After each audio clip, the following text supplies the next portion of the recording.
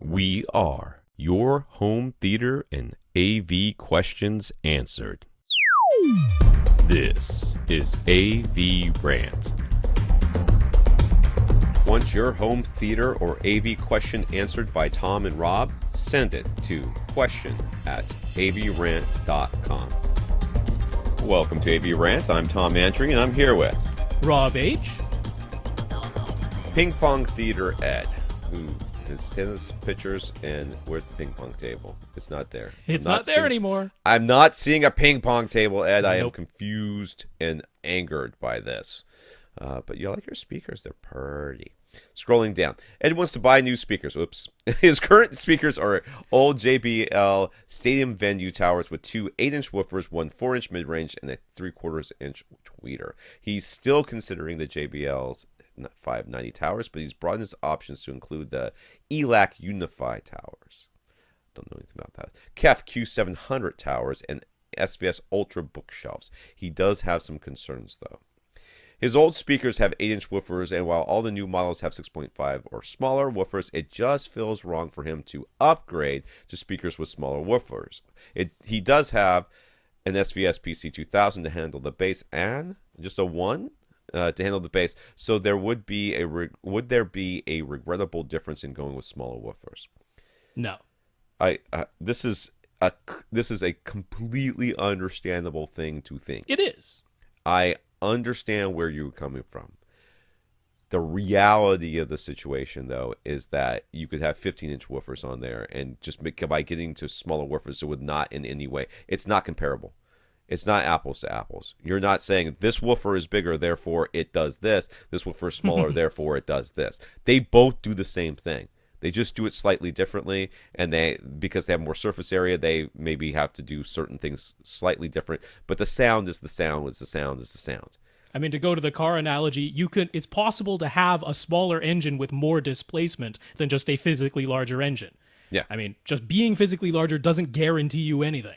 That's right. So That's right. It's all about displacing the air. That's what matters. You can do that with a smaller surface area by having greater excursion. That'll displace just as much air. So he asked, what about the ELACs? Do we have an opinion on them? And does the difference in sensitivity, 85 dB compared to 91 for his JBLs, matter in this 12.5 foot by 24 by 7 foot room? Let's take okay, well, first of all, the ELACs, these are the ones, have we heard these, the Unifies? Have you heard those? I haven't heard the Unifies. These are the new ones, those are right? No, he has the newest ones, which are the Adante, which are quite a bit more expensive. Right. So we had the debut series at ELAC. Those are the inexpensive That's what Jonathan ones. has, right? Then, then the Unify was the one after that. That's the mid-priced ones, and now he has the Adante, which is much more expensive. But yeah, so these are the mid-priced ones. Yeah. So what are our opinions? Well, the debut's got good reviews. Generally speaking. And so did the Unifies. They got very good reviews. So I feel like they'd probably be okay. I don't know.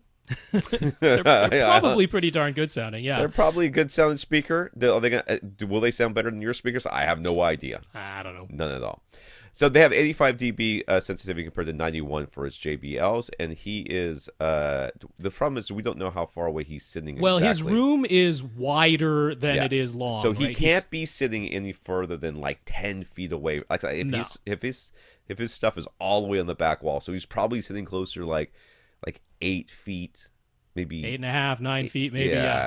Away. Which that won't matter. Won't matter. That's fine. You'll have to turn the trim level up in your receiver a little bit, or the volume volume to be equal. Yeah, level volume up. Yeah. But that's no problem. An 85 dB efficient speaker at your seating distance for an AV receiver is no problem. He asks if both the ELACs and the KEFs are designed by Andrew Jones, and if so, does that mean they should sound similar? I don't think they're both designed. KEF was designed by Andrew Jones? I don't think so. Well, Andrew Jones was involved in the KEF UniQ driver, their concentric driver. He was involved in the development of that. Their current designs aren't like his design. Yeah. So I'm sure some of the work he did on the drivers themselves is absolutely still being used. Yeah. But there's much more than just a driver in a speaker. There's all the crossover work, all the cabinet work, everything. That's not Andrew Jones's design. Not anymore in the That case. being said, though, if the same designer works on multiple speakers, should you think that they are going to have a similar sound? Most of the time, the designers will tell you whether or not that is true. A lot of Hmm. times, they're going for specific sounds with specific speakers for maybe it's because of the application, maybe it's because of the price point, maybe it's because of any number of other factors that might be uh, going into that. That being said, there has definitely been cases where I have heard a speaker and said, that sounds like it was designed by so and so, and it was, in fact, that way. Land Technology, who was the designer guy? His name is slipping my mind. Vance Dickinson? Dickinson. Yeah. Dickinson. His speakers, you could pick him out of a crowd.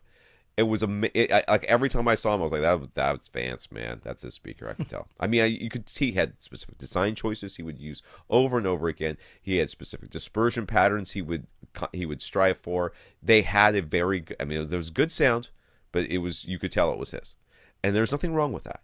You know, it comes back to a number of things: what they're familiar with, what they're comfortable with, what they've had success with in the past, and just how comfortable they are expanding their boundaries and pushing their limits.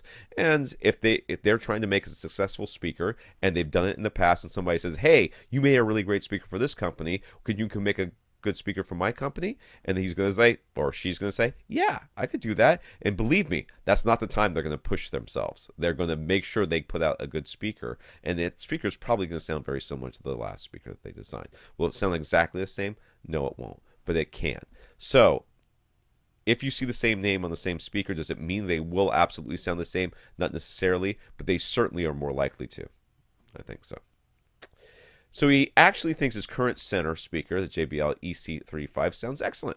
So that was why he was only looking at other JBL speakers at first, but seeing the JBL 590 towers have a tweeter horn, well, horn tweeter, anyways, and a clearly different design, would he still get a good timbre match if he keeps his current center? His Those were speakers are like really really different old, model right? lines. Yeah, his speakers are really quite old, right? They've been around. They're fairly old. Yeah, these Yeah. were really different model designs. Therein lies the rub. It's the same company, but they've got different lines that are targeting different sounds with different things, and probably using completely different designers within the same company. Okay, I would be hesitant to say that you could take a horn-loaded tweeter from a newer, different line and match it with an older, non-horn-loaded tweeter design of another speaker. I would not think that that would be a good option. I have to be a little bit honest with you. The 590s belong to a series that I'm not a fan of. It was before JBL did all of their waveguide and horn analysis that led to their new like M2 speakers and all the speakers that have come after that M2 development. These weren't a great horn, in my opinion. I would myself, I'd steer away from the 590s. They wouldn't be my choice. Sorry to anyone who hears them and loves them, but I wouldn't steer you that way. All right. He said he's always had towers, but SVS Ultra bookshelves have him curious. Is it possible to move to bookshelves after all these years of listening to towers? Would we be able or even willing to make the switch? I would jump at making the switch. That would be the first thing I would do. You can get so much more bang for your buck out of a bookshelf speaker. Especially sitting This easily close? less than 12 feet away. Yeah. You're going to get, because you're not paying for essentially a stand, which is what it is. I mean, all those woofers and all that other stuff down there, you're got a subwoofer. Those woofers aren't doing much but just hanging out, being cute, looking all sexy, which is fine.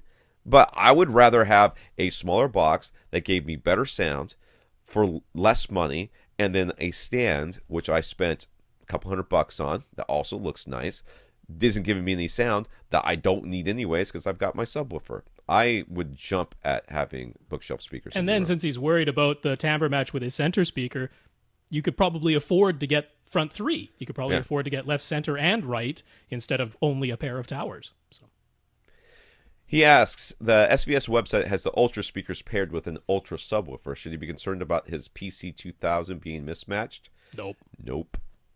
Will his Denon...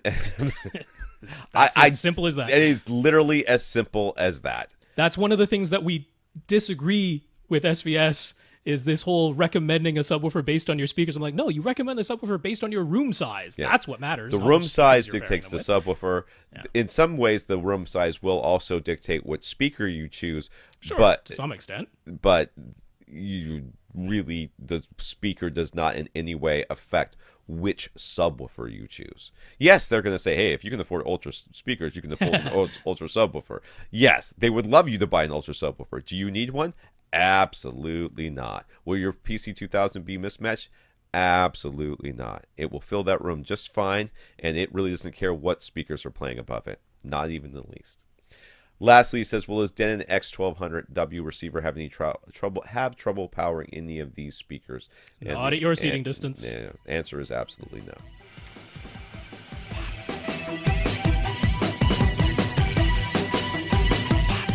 Want your question answered? Send it to question@avrant.com.